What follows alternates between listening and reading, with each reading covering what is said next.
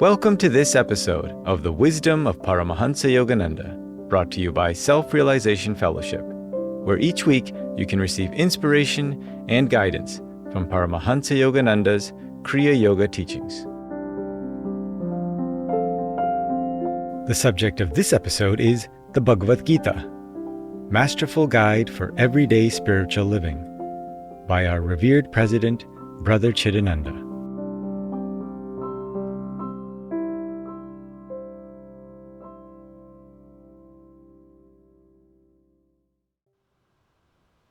Good evening, everyone. A joy to be with so many old friends again. And greetings to you in the Pasadena room downstairs. We aren't forgetting you.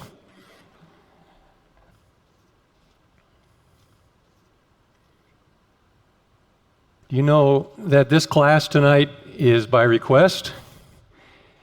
Brother Paramahansa told me that many people had asked for, please give us a talk, give us a convocation class on our Guru's interpretation of the Bhagavad Gita. All right, brave souls.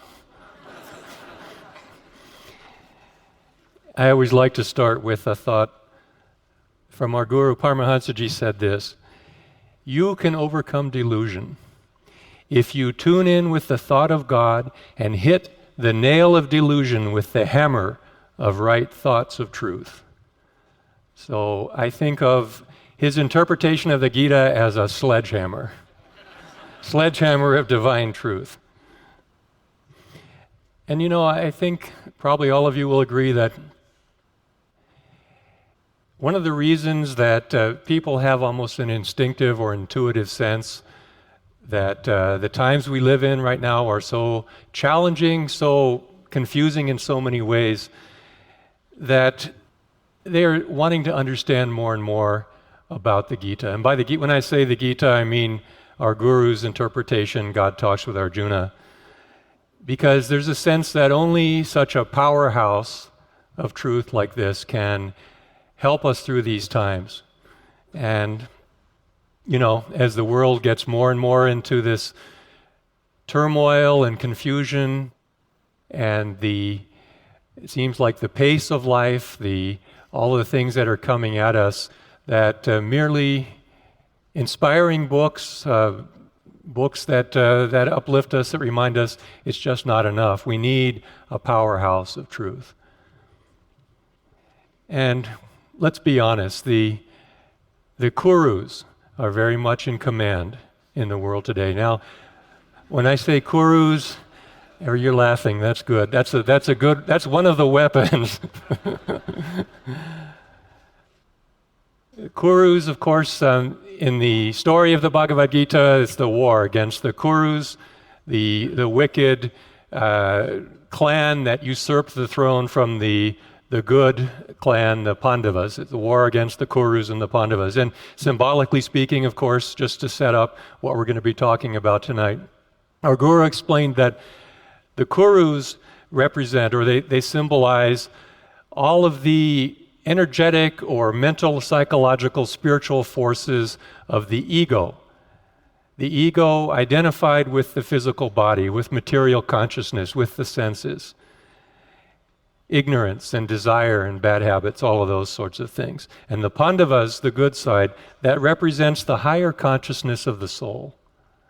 In other words, the spiritual qualities, self-control, willingness to meditate, desire to meditate, ability to meditate, calmness, and attunement through intuition. So the Kurus, the wicked ones, the bad ones that we're fighting against, and the Pandavas that we are aligning ourselves with and drawing on in this battle of everyday life. So, as I was saying, when we look at the world around us, we have to be frank. We have to recognize that at the moment, it seems like the Kurus are well ahead of the game, isn't it? And it isn't just those of us in Self-Realization Fellowship. This is a sense that spiritual traditions of all types, of all spectrums, are aware of this. Let me just give you one thought. This was actually from a Christian monk who lived in India for many years. And Father Bede Griffiths, maybe you've heard of him, very wonderful man who did a lot of bridging or interfaith work between the Indian spiritual traditions and the Christian Hindu traditions. And he said, it cannot be too strongly affirmed that these, meaning these kurus, these forces that we're fighting against, that these are real powers which act on the unconscious. That is, on the lower levels of consciousness, bringing man into subjection to the powers of nature. In other words, to Maya, to delusion. The fact that modern man does not recognize them is only one of many signs that he is under their control. It's a powerful thought, isn't it? Because we have to recognize them in order to overcome them. All right, now don't get too discouraged. I'm not going to spend the entire class dwelling on this. In fact, we're just setting the stage, because actually this is a very encouraging time if we understand it properly. And our guru talked about this. He said, there's these great cycles of time, great cycles of history, that the eternal wheel of time first goes down, then the cycle goes up, then down, and then up. And he said, now, despite all appearances to the contrary, we are actually in that ascending phase, in the beginning of that ascending phase. Things are going to get better. Things are going to get more spiritual. And the Bhagavad Gita, from thousands of years ago, has a most powerful, most beautiful answer to times such as this.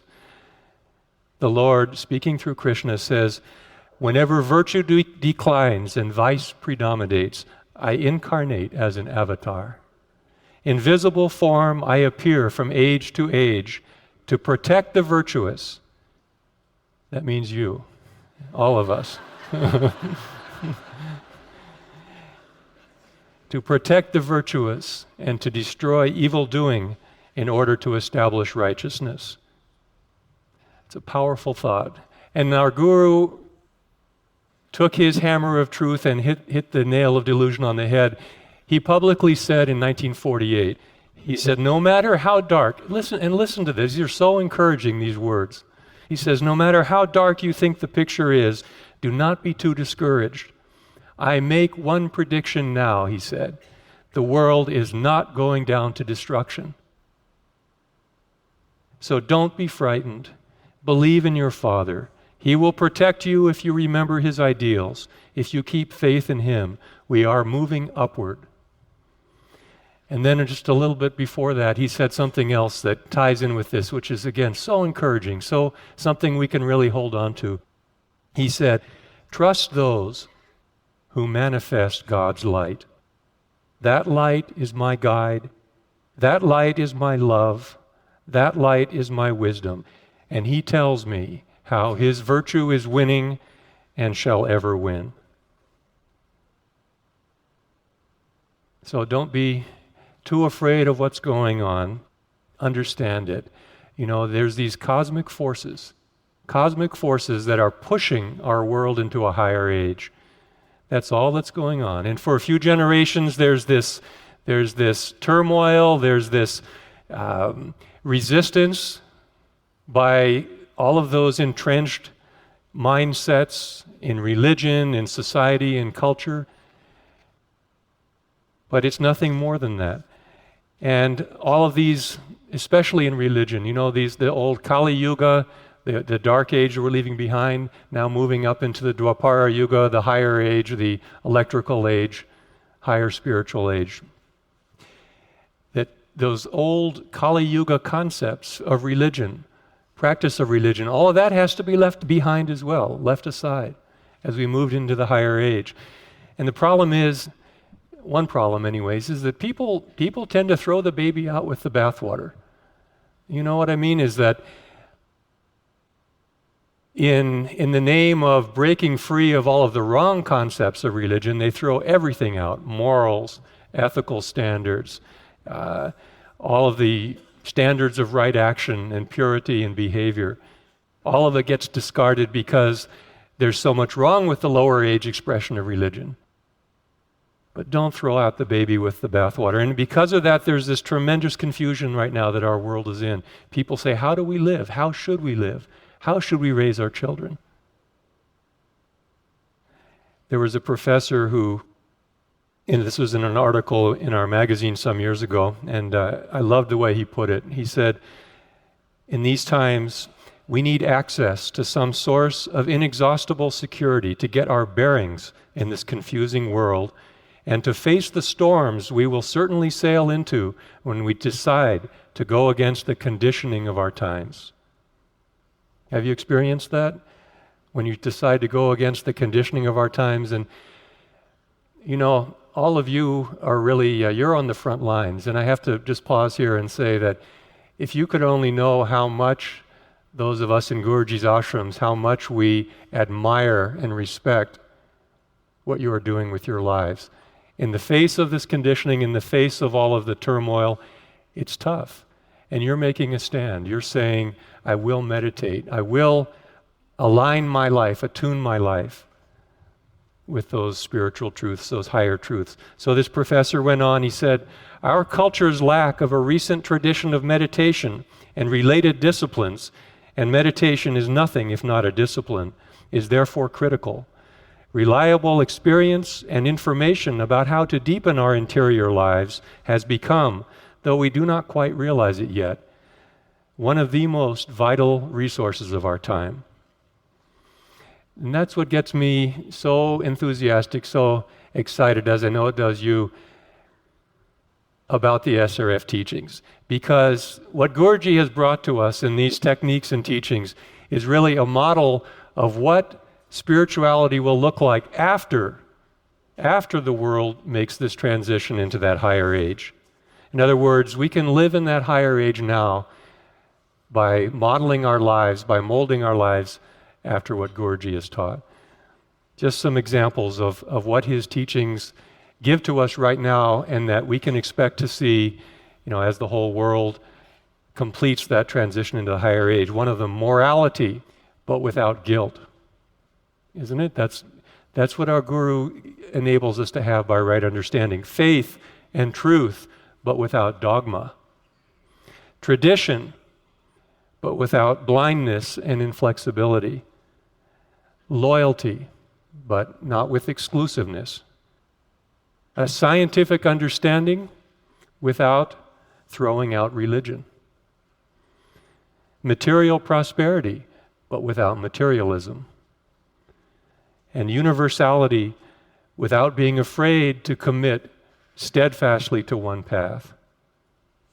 And last but not least, he makes the whole process a lot of fun.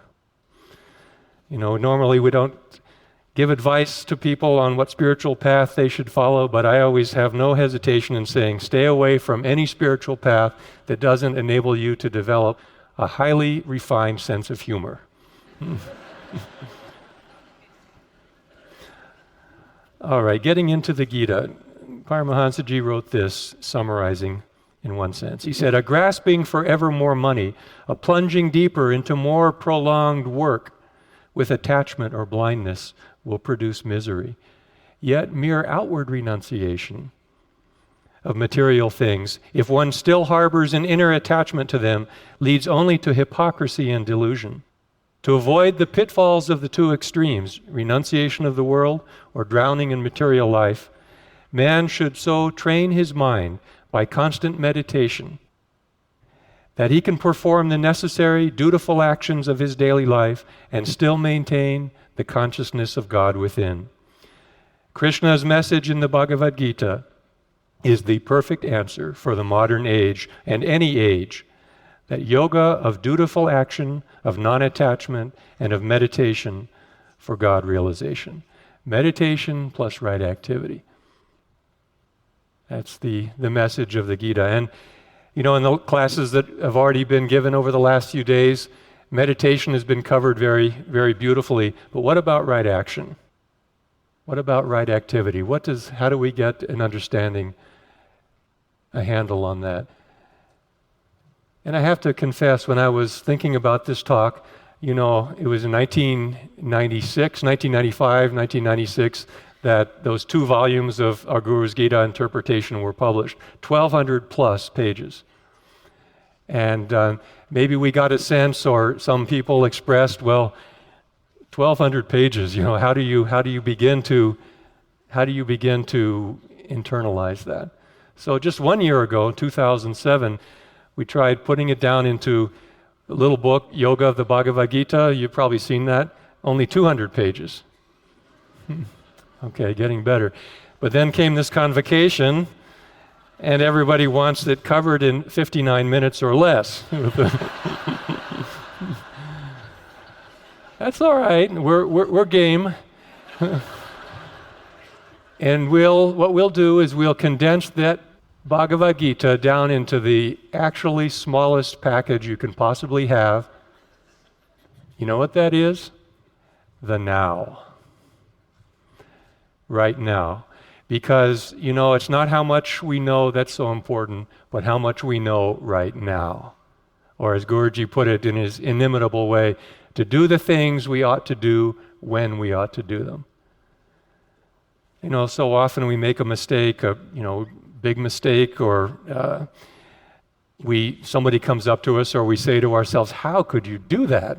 What were you thinking?" And you say, "Oh, yeah, I forgot," or I don't know. I wasn't thinking of that. It's not. We know all of these things, but how to bring them into the present moment is a completely different proposition, isn't it? And the Gita explains that. The Gita says, "At birth, O Arjuna, all beings are immersed in delusion." At birth. You know what that means? At birth means that very first breath that the baby takes. Very first breath. Because this is where Guruji gives us this such beautiful and precise scientific understanding, that the breath is the key to the spiritual life, is the key to mastering states of consciousness. And from the very first breath, that consciousness is going outward from that innermost cerebrospinal axis, what yoga calls the sushumna. We'll get into that more a little bit later. And into the flowing outward, and activating the senses, activating the outer faculties, the outer instruments of consciousness that completely hypnotize us into thinking that all of this is real. So why can't we remember in the now? What's the right thing to do? You walk into any bookstore and, there's shelf upon shelf of books that will tell you things like the 7 laws of not doing the 10 things that you shouldn't do to completely mess up your life. And these are good. These are obviously speaking to a need. But what we're talking about tonight is not about a book. It's not about a book, because Bhagavad Gita, Masterful Guide to Everyday Spiritual Living, in order to really understand that, think about what does that mean? Bhagavad Gita. And Guruji again puts it so concisely. This is on the very first page of the introduction, very first page, very first paragraph. He says, Bhagavad Gita means the song of the Spirit, the divine communion of truth realization between man and his Creator, the teachings of Spirit through the soul that should be sung unceasingly. And then he goes on and says, victory is assured to the devotee who, through undiscourageable practice of the divine science of yoga meditation, learns like Arjuna to hearken to the inner wisdom song of Spirit. That's the whole secret of right action. Let me just tell you a story. This made such an impression on me. It was told to us by Mira Mata, who was, some of you may remember her, long-time, very loyal, very close disciple of our Guru, who was in charge of the Hollywood Ashram Center for many years. And in the early days of the Hollywood Temple, before there was the whole ashram, before there was the India Hall there used to just be the temple, and then they sold the books there in the back of the temple. And one day, Guruji called Mira Mata, and he said to her, I'd like you to find someplace else to sell the books. I don't want them there in the back of the temple anymore. And she said, okay, fine, Master. What would you like me to do? And he said, that's your problem. And she didn't know what to do. And she thought about it, and he wasn't giving her any more information about it. So she said, all right, I have to get to the bottom of this. So she said, one day I just sat down, I began to meditate deeper and deeper, and just praying to the Guru inside, saying, Master, I'll do anything you want, but you have to show me what you want. I'll do anything that you have in mind, but you have to show me what it is. And as she went on like this, deeper and deeper, refusing to give up, she said just this little glimmer of a mental image came before her inner gaze of this little 8-sided structure. And she drew a little diagram of it and took it to Master and said, well, how would this be if we made a little book room out there in the courtyard outside of the temple, and we can have all the books on display. People can go in there after they come out of the services.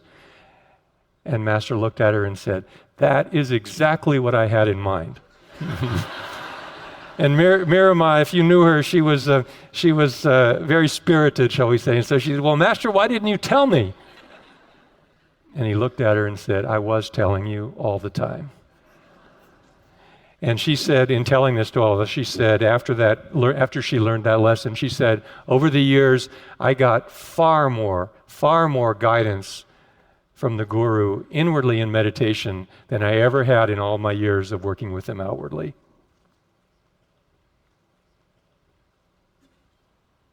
When I was in India last year, somebody asked me, what is your favorite verse from the Bhagavad Gita? And I thought about it, and I realized that actually there were two that always come back over the years, would come back into my mind at different times. And one of them is exactly what Miramata was expressing here, because it's in the very beginning of the story when Arjuna has looked around at the battlefield. He knows what he has to do, but he can't bring himself to do it. He's so confused. He's so distraught at the thought of engaging in the battle. And he turns to Krishna, his guru, and says, with a mind in bewilderment about duty, I implore thee to advise me what is the best path for me to follow. I am thy disciple. Teach me whose refuge is in thee. I am thy disciple. Teach me whose refuge is in thee. So in the very beginning of the Bhagavad Gita, one of the most powerful weapons, one of the most powerful helps that we can get is ask for help. Ask for help. And the second one that in thinking about that have meant so much to me personally over the years is almost an answer to that question when Arjuna says, teach me whose refuge is in thee. And then later, actually 9 chapters later, and Krishna gives this. He says, on me fix thy mind, be thou my devotee, with ceaseless worship bow reverently before me. Having thus united thyself to me as thy highest goal, thou shalt be mine own. On me fix thy mind.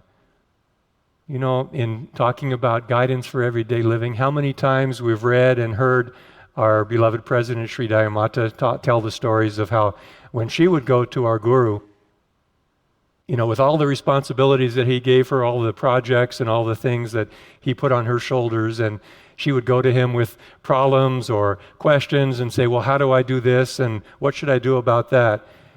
And again, his answer was, just keep your mind here. Just keep your mind on God. Just keep your mind here at the Christ Center. What was he training her? You know, again, this is almost the entire battle that the Gita is describing is between the lower mind and the higher mind. Keep your mind here means keep your mind on God, means learn to operate from that higher mind. The Gita talks about it in terms of there's the lower mind. We have to just get this concept clear. The lower mind called manas, which is the mind working through the senses. That's the mind of the ego. That's the kurus. That's that outward going mind that tells us that material creation is real and that I want this and I should want that, keeping us completely involved in the drama. But there's a second mind, the higher mind, that the Gita calls buddhi. It means the discriminative intellect, the discrimination in tune or open to that wisdom of the soul, that wisdom of spirit, that wisdom of God and Guru. And that's symbolized by the Pandavas, who had chosen Krishna to be on their side of the battle. And this is so beautiful aspect of understanding the Gita. And actually, we have to go back just a little bit before the Gita dialogue even begins. Even in the story of the Mahabharata that the Gita is a part of, it all began when war was becoming inevitable, and it was clear that the Kurus were not going to give up the kingdom that they had usurped, and that all of Krishna's negotiating and efforts to broker a compromise, it wasn't going to work. So he let it be known that he wasn't going to favor one or over the other per se, but he was going to give them a choice. That one side could choose him alone, and he said, I will not fight, I will not raise weapons. And the other side could have the armies, could have all of Krishna's armies. There's hundreds of thousands that he said that were all equal to himself in the arts of war. And of course, Arjuna, the Pandava side, unhesitatingly chose Krishna, and that was the basis for the entire victory, was starting off by saying, I choose you, and then let come what may. Our Guru exemplified this so beautifully in his own life. So many of the things that he went through, that the way he lived his life, the things that he had to confront, they're just, each one of them is a lesson, is a scripture almost for us, his whole life, of how to deal with life on this plane of delusion and how to live victoriously. And he said this about this, because he had, his whole life, it was marked by, if nothing else, it was marked by this complete and utter surrender, complete and utter dedication to God. And he said this, who, speaking even as someone who was completely liberated, who had that cosmic consciousness, and he said, I don't claim in this mortal consciousness, in this mortal body, this mortal role that I'm playing, I don't claim to be perfect. And I don't say I never make a mistake. But I do say I have given my life, everything, to God. And because he had that attunement, then he could say, even if I make a mistake, God always comes to my aid and makes it right. It's a very powerful statement, isn't it? We don't need to demand of ourselves that we never stumble, that we never make a mistake. But if our lives are constantly being brought back to that goal, brought back to that yearning, brought back to that desire, then he comes to our aid and he makes it right.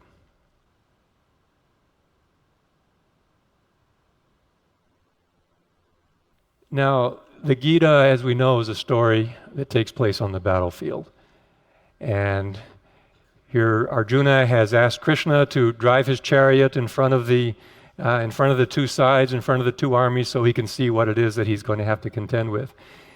And Guruji says that throughout the Gita, and this is what he brings out in those 1,200 pages, throughout the Gita, that dialogue on the surface between Krishna and Arjuna, but deeper between the soul, between spirit and our own consciousness, and the devotee's consciousness, that dialogue is telling us, here's what you do to win the war.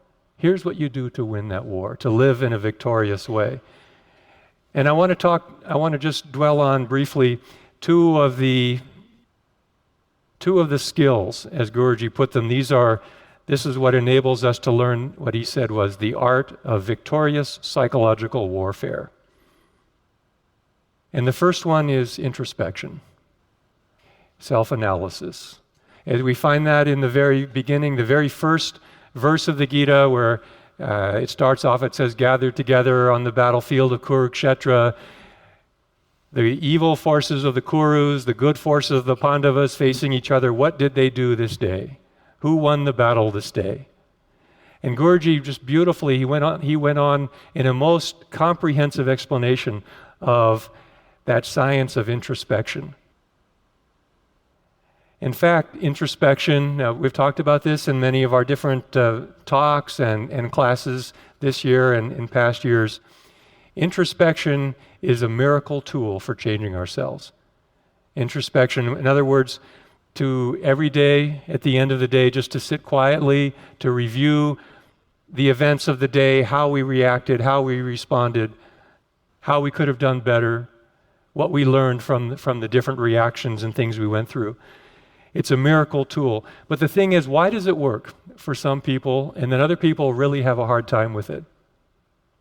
Have you ever thought about that? Have you found yourself unable to really embrace this as a tool of victorious psychological warfare? I think it really is a very simple thing, is that it comes down to the attitude with which we introspect. On the one hand, there's some of us who use it as a means of picking ourselves apart, of discovering every little flaw and saying, oh, how terrible I am, how could I have been so stupid, and so on and so forth. That completely misses the point of introspection. And it's no wonder if that's the attitude that we're taking into introspection, it's no wonder that it's something that we put off on the shelf and don't take advantage of. The other side are those that look at their actions, look at their attitudes, look at their habits, the course of their lives, from the point of view of the divine potential that's within all of us, and say, what can I do to bring this out? What can I do to remove the obstacles so that I can live in that great joy, that great love, that great wisdom, that great sense of security and peace?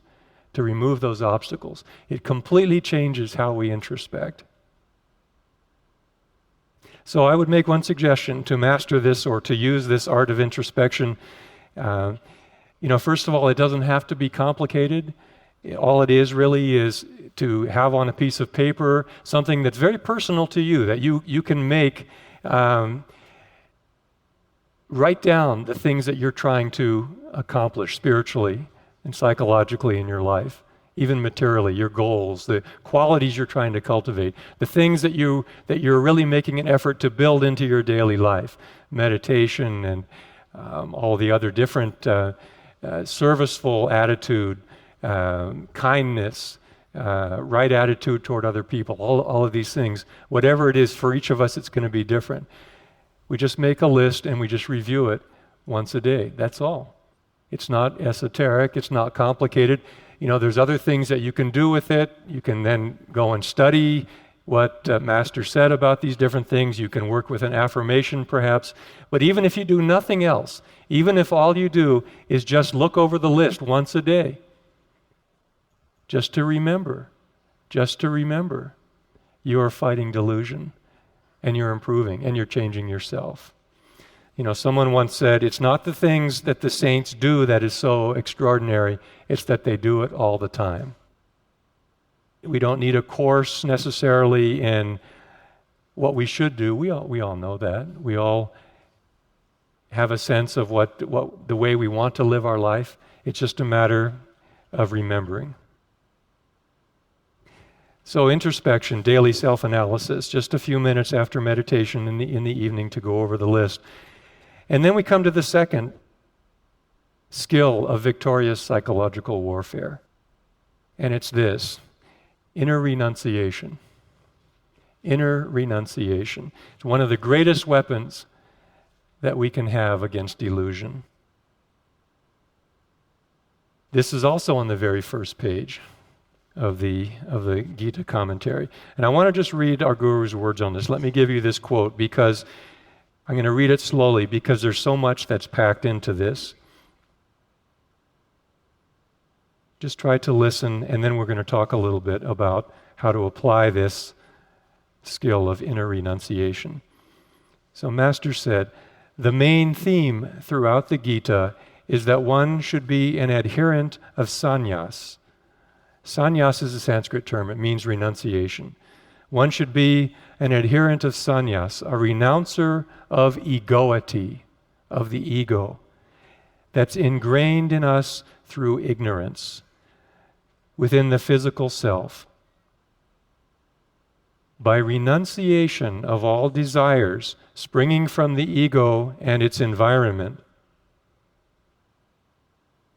which cause separateness between ego and spirit, and by reunion with the cosmic beloved through ecstatic yoga meditation, man detaches himself from and ultimately dissolves the compellent forces of nature that perpetuate the delusion of separation between self and spirit. That's a lot packed into a few sentences, isn't it? But just get the gist, get the spirit of what he's talking about. By renouncing ego, we renounce, what are we really renouncing? We're renouncing that delusion of being separate from God. That we are this small, frail, mortal being with a bundle of likes and dislikes and wants and desires and habits and so on, rather than that pure, ever-joyous, immortal soul. Rajarsi Janakananda, great disciple of Guruji, expressed it this way. He said, when the ego steps out, God steps in. When the ego steps in, God steps out. It's very simple. The problem is that these kurus, these forces, these psychological forces of the ego, of the senses, they have us hypnotized. They have us completely wrong attitude about desires.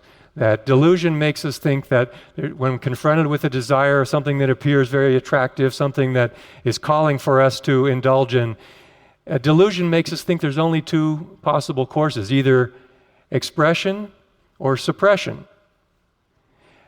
But the Gita teaches, and Guruji shows us how to accomplish this, there's a third, always a third option, and that is what he calls transmutation. Doesn't have to be, if it's a wrong desire, if that buddhi, discrimination, intelligence, that little voice of conscience within us is saying, better not go there.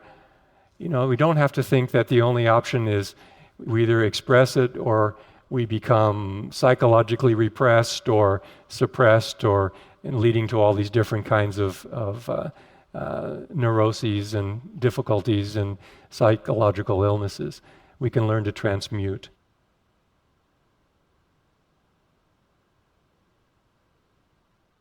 Now there's a science, there's an art, there's a learning process, you might say, that we can use to learn how to use this most excellent art of transmutation. And there's two aspects of it. First thing is we have to remind ourselves what it is that we really, really want. And by that I mean not the lower self, not the ego, not the lower mind, but that higher mind. What the higher mind really wants is one thing, isn't it? It's God. It's that joy, that unlimited communion, moment by moment, awareness of the great consciousness, the great joy, the great love of God. And our Guru gave a very, very powerful reminder about this. This is one passage that I find myself coming back to again and again over the years in terms of reminding ourselves what we really want. This was what he said to the monks, almost the very last thing, one day before his passing, March 6, 1952. Almost like in the Gita, you know, you get to the end of the dialogue between Krishna and Arjuna, and Krishna says, "Take my last word, my utmost meaning have." Well, this is what our Guru, you can almost sense he was saying, take this, my last word, the most important thing. And he said, the most important factor is to have that desire for God. Desire for God. He said, no one can give you that desire. You have to cultivate that yourself. The Lord himself cannot give it to you. Learn to want him. Don't intellectualize and rationalize and never doubt that God will come to you. Love him. Cry for him. What does anything matter so long as you find him? Throw yourself into God and be filled with his love and joy. And then he said, if you could feel even a little bit of the bliss that I know, you would understand the magnitude of what you are missing. You know, remind ourselves of what we want. I took that last sentence, and I had it for years. I had that as a card. I had it right in my room where I would see it all the time, every day. If you could feel even a little bit of the bliss that I know, you would understand the magnitude of what you are missing. We have to remind ourselves. We have to keep ourselves in that consciousness of what do I really want. That's the first aspect of mastering the science of transmutation. And the second part is related to it. It's to use the wisdom of the higher mind, the discriminative mind of buddhi, use it to reason with ourselves. Think of it like this.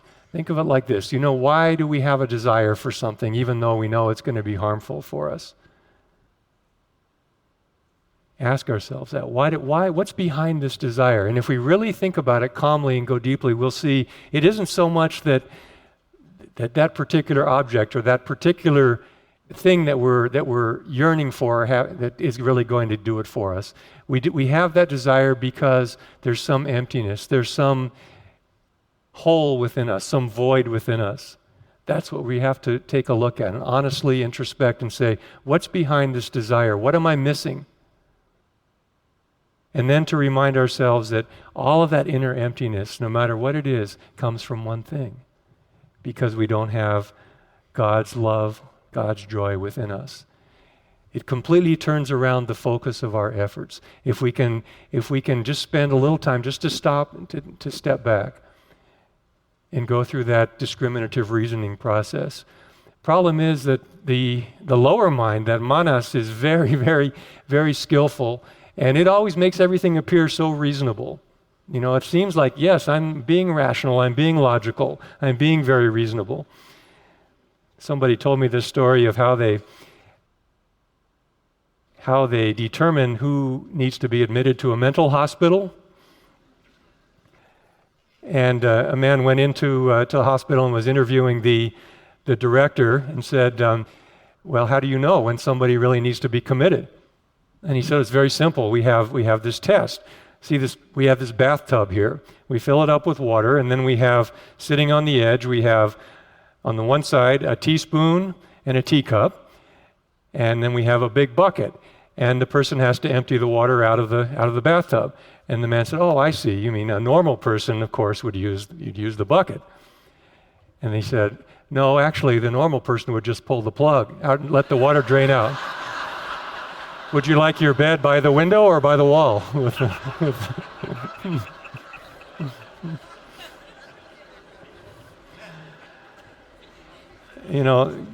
Guruji made us all laugh like that we're in this mental hospital of delusion, and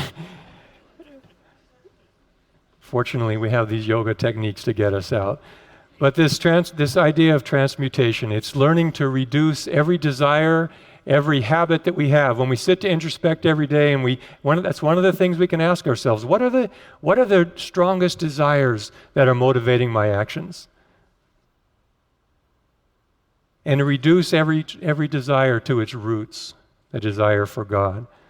In metaphysical meditations, our Guru gave this one affirmation, one prayer, which really exemplifies this. He said, all desire for love, I will purify and satisfy in sacred divine love for thee. You see, this is the principle. This is transmutation. This is it's not denying or pretending like we don't have a desire, but it's acknowledging that the real fulfillment, the real satisfying of that desire is not going to be through all of the material means that manas, the kurus, the lower mind is trying to tell us that it is. It's through experiencing that higher reality of God's consciousness. And this is something we can apply. This is a tool that I would venture to say that all of us in Guruji's ashrams have learned this in one way or another as a survival skill over the years, that you can take this and apply this to any desire. So whether he gives that all desire for love I will purify and satisfy, can be for anything. All desire for, fill in the blank, I will transmute into, and then you fill in the blank, of some higher quality that I want to experience. I want to commune. I want to feel that higher joy in my life. And it's not a negative thing. It's not something that's, renunciation has such a connotation of denial or something that we're depriving ourselves of. And this is where the Gita is so beautiful, and where Guruji explains it. Yes, if you think of it that way, then you are going to feel deprived. But if you think of it not as deprivation, not as renouncing or renunciation, but as transmutation, then you see it's an incredibly powerful tool. It's something you're taking the energy away from these harmful desires, away from the outward going material consciousness. But then you don't stop there. You use that energy to fuel those desires for higher achievements, higher goals, spiritual goals. Master used to say, many people strive unsuccessfully for a material goal all their lives, failing to realize that if they had put forth 1/10 of that concentration into an effort to find God, then they could have had fulfillment not only of some, but of all their heart's desires. So introspection, and then taking the fruits of that introspection and applying this psychological tool of renunciation, transmutation of desires. And then we come to the last point, the last tool that the Gita is really holding in front of us, offering to us in this war against illusion. And that is Kriya Yoga. Kriya Yoga is really what makes all of these other things that we've talked about, renunciation, knowing who we are, knowing what we really want. It's what really makes them all possible, and it gives us something that we can apply on a daily level to actually experience what the Gita is talking about. And we may ask ourselves, why should we look to a 3,000-year-old or many thousand-year-old book for guidance in what to do right now? And one of the things that Guruji does so beautifully, so inspiringly in the book is he explains to us how this is a science. It's a science from a higher age. And for all those thousands of years, humanity didn't even have the vocabulary, didn't even have the conceptual tools to really understand those deeper truths. Now that we're on the way back up, now because of the scientific understanding that in the language, one of the things that modern science has done is to give this understanding of the concepts. That Guruji used this throughout Autobiography of a Yogi, throughout the Gita, to explain these deeper truths that had been lost sight of. And one of them that I think he would get some mileage out of is Velcro. You know what Velcro is? It holds the two things together with those hooks and the loops, and you put them together and then it just sticks and you have to go to pull it apart. Well, I saw an article where this year, 2008, is the 50th anniversary of Velcro. And I thought, Guruji would really get some use out of this. Because isn't that exactly how the mind works? That there are these, on the one side, in our nervous system, there are these hooks. And then on the other side of those whirly objects, there are those little fine loops. And you put them together and it just latches us onto the world. And it's a good analogy for the way the mind works, because what they've just been discovering over the last decade or so are this idea of that throughout the brain, not only the brain, but throughout the whole body, there are these neuroreceptors, these cells that they're actually just exactly like that one side of the Velcro. And the other side are these chemicals, the hormones or things that come from our environment, that the body releases, and it latches onto those neuroreceptor cells and completely governs how we feel, how we react, what we want even, what we think is logical. There's one of the neuroscientists who discovered this, had this to say about it. Someone asked her, is the brain in the driver's seat? We think, he says, well, I'm basically in control of my life. I choose what I want to do and I do it. And she said, absolutely not. Everything that we believe originates in the brain, especially emotions, actually begins in the body and moves up to the brain through these chemicals, these neurotransmitters, they call them, latching on and then telling the brain, this is what you want, this is what you're going to do, this is what you should do, this is what you want to do. That is science discovering the existence of the Kurus.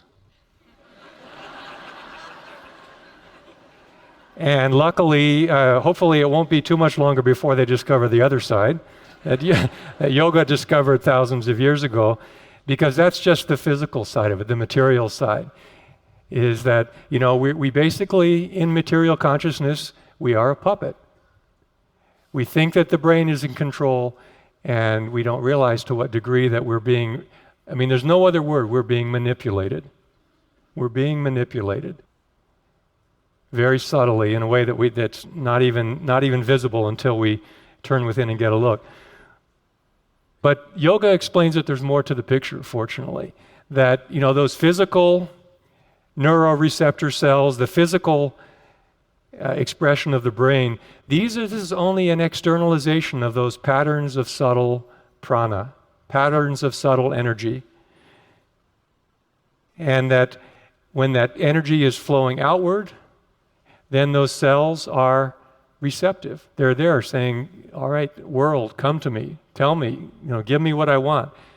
Yoga tells us how, if you work not on the physical level, but if we work on that level of those underlying flow of energy that's externalizing in those cells and turn it back in, then we begin to develop mastery. Then we begin to develop self-control. Then we begin to develop spiritually.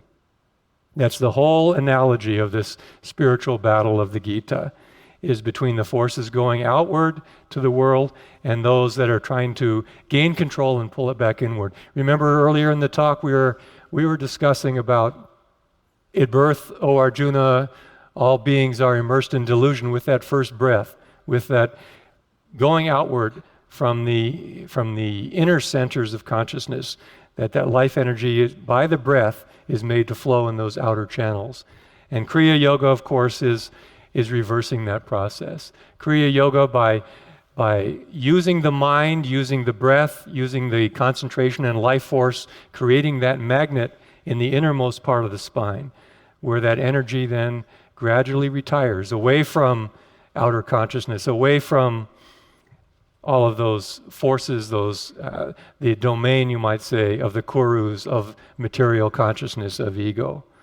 As the Gita says, when the yogi, like a tortoise withdrawing its limbs, can fully retire his senses from the objects of perception, his wisdom manifests steadiness. That's Kriya Yoga. Guruji said, get in the spine, then I can help you. Get in the spine, then I can help you. That's what Kriya Yoga gives to us. It's a science, it's universal. In the Old Testament, we find an exact parallel to this in the book of Ezekiel, where there's this description where God is saying to man, thou hast been in Eden, the garden of God. Eden meaning, of course, that inner paradise of divine perception. Thou wast upon the holy mountain of God. In other words, the pinnacle of divine consciousness in the brain, in the spiritual center in the brain. Thou hast walked up and down in the midst of the stones of fire, those spinal centers, spinal chakras. Thou wast perfect in all thy ways from the day that thou wert created, till iniquity was found in thee. By the multitude of thy merchandise, in other words, that commerce of the senses with the material world, they have filled thee, the midst of thee, with violence. Therefore I will cast thee out as profane from the mountain of God, and I will destroy thee from the midst of the stones of fire. This is a very, as the Old Testament has, it really puts it in black and white terms, but this is exactly what talking about the science of Kriya Yoga, that we can get back to that pinnacle of divine consciousness, to the mountain of God, where we walk up and down in the midst of the stones of fire, those cerebrospinal centers. And this is Guruji says, this is the whole key to winning that battle that the Gita talks about, because he says every time you practice Kriya, every time you are able to take the concentration, take the consciousness, take the life force out of those, or withdraw it from those outward channels and into that inner spinal passageway through Kriya. In each one of those, there are these divine powers, the representation. You know how the Kurus were representing that outward going forces of the senses and the ego. And that inside the spine, there we find the Pandavas, the divine consciousness, the forces that are going to help us win the battle of life, the battle of spiritual life. And he says, even the novice meditator quickly finds he is able to draw upon the spiritual power and consciousness of the inner world of the soul and spirit by practicing Kriya Yoga. The more adept he becomes, the greater the divine influence.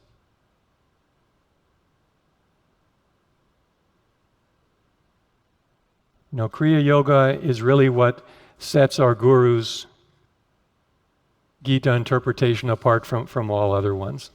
He transforms it really from being just a book to having that inner conversation, to having that inner listening, that inner awareness, that inner attunement with that moment by moment attunement of the wisdom song, the wisdom guidance of spirit within us. And that's why Kriya is so important, because I think as we've seen tonight, it doesn't take place, it can't take place on the level of the senses or the lower mind or the intellect. It has to take place on a level of higher consciousness. Because until we make that leap through meditation, through living the spiritual life, until we at least begin to try to put ourselves on that level of higher consciousness, we are really not able to hear that guiding voice of spirit. But by applying the things that the Gita teaches us, in all those 1,200 pages, and then narrowing it down into what we can do in our daily lives, meditation, practicing that art of introspection and self-analysis, and then practicing this art of transmutation, and most of all, Kriya Yoga. That's what is going to give us this divine victory. And we think, well, is that all there is? That's all that's necessary? What about devotion? Yes, devotion is necessary. But as there was a very great sage once said, Kriya Yoga is the cry of the soul for reunion with God. Kriya Yoga is the cry of the soul for reunion with God. There's no higher devotion than that. And a devotee shared with me a story that I want to pass on to you just in closing. Because he had gone through a real dry period. He was worried that his spiritual life had completely stagnated, because he said, I feel no devotion. I feel no sense of connection. I feel no sense of enthusiasm. My spiritual life seems to have dried up. And he couldn't feel even the interest in searching for God. So one day he resolved, he said, I'm going to get to the bottom of this. I'm going to confront this. I'm going to do what I can to overcome it. And he decided to spend a whole day in silence, in meditation, deep practice with Kriya Yoga, again and again, for meditating for many hours, 108 Kriyas. And then he said, suddenly my spine came alive. My spine came alive. I could feel it sucking the energy in from the senses, from those outer instruments into the spine. And with each Kriya, he said, I felt such joy in the spine, the greatest joy I had ever felt. It was supremely enjoyable. And then after he had finished practicing Kriya, he said he just sat there in the silence, enjoying that feeling of joy, enjoying that feeling of God's presence. And after a while, he began to talk to the Guru within, to ask questions. He said, Guruji, why was I feeling so dry? How can I feel a greater desire for God? And right away, he said, the answer came. He said, just as if there was a voice communicating in his soul, in his heart. He said, you remember that joy that you felt during the practice of Kriya? Do you think that joy is a result of just doing a breathing exercise? No. That was a first glimpse of what I am. That is a first glimpse of what it feels like to draw close to me, to be in my presence. And instantly he saw how desirable, how supremely desirable it is to have that relationship, to have that connection, that nearness with God and Guru. And that resolve, he said, from that day on, he resolved to draw closer to God and Guru by going in that meditation by, just as Arjuna did, asking those questions, anything that we need, any problem that we're having, any difficulty or anything we need help with, taking those to God and Guru in meditation, having that living dynamic in the now, in the moment dialogue between our soul and that divine one within us. That's how God becomes more real, becomes ultimately supremely real. So just to close with Guruji's words, summing it all up, he says, as God talked with Arjuna, so he will talk with you. As he lifted up the spirit and consciousness of Arjuna, so will he uplift you. As he granted Arjuna supreme spiritual vision, so will he confer enlightenment upon you. O divine soul, like Arjuna, forsake this small weak-heartedness of mortal consciousness. Arise. Before you is the royal path. Jai Guru. And don't forget to read the book. God bless you.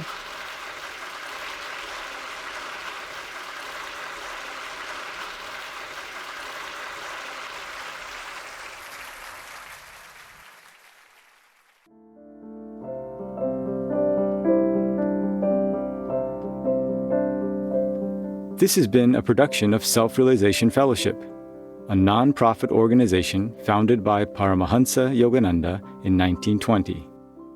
For more information about Self-Realization Fellowship and Paramahansa Yogananda, please visit yogananda.org.